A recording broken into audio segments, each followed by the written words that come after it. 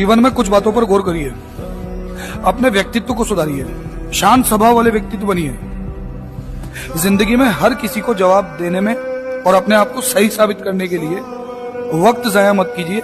हर किसी के सामने अपने आप को सही साबित मत कीजिए, क्योंकि लोग जिन्हें आप जरूरत से ज्यादा वक्त और इज्जत देंगे वो आपको फालतू समझेंगे। ऐसा व्यक्ति बनिए जो दर्द में भी मुस्कुराता हो।